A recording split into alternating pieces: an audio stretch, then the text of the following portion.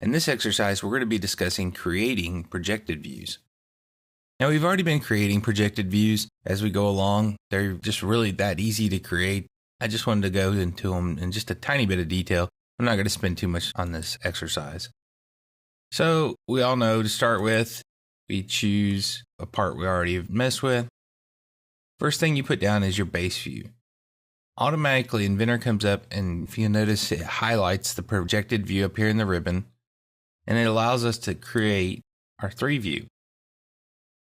We can also create an isometric, and we can create an isometric in any direction. Hit create. So now we get all the projected views all the way around this one base view. Everything's tied back to the base view. If the base view changes, of course, it's going to change all of these.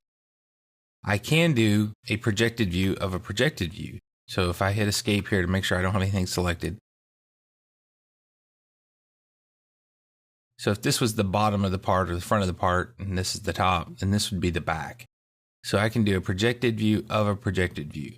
I can even do a projected view of a isometric view. So you can see there, I can get a different angle. There have been times when I was trying to get a very specific angle on a very odd shaped part.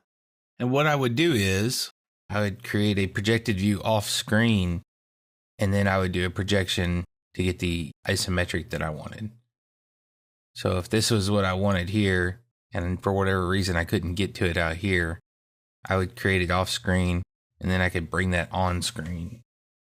If you don't want a view, we can just hit delete. It's going to come up and say, are you sure you want to delete it? Or say, yeah, we don't need 27 views on here.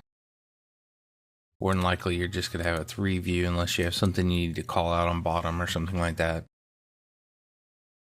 If you have something highlighted and you come up and you select the command in the ribbon bar, just like AutoCAD or any other program, if you pre-highlight first, it will activate the command for whatever you had highlighted.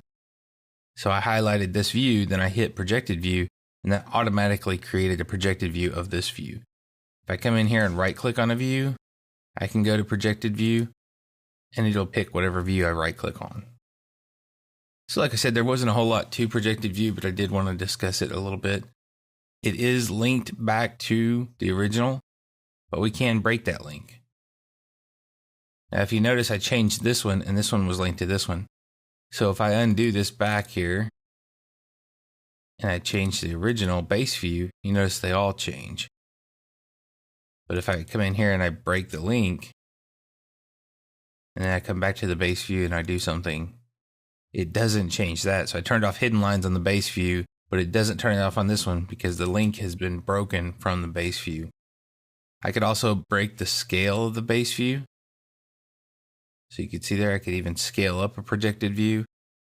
Anything you can do, usually in the drawing view settings, you can adjust either on its own, or you can leave it linked back to the original base view.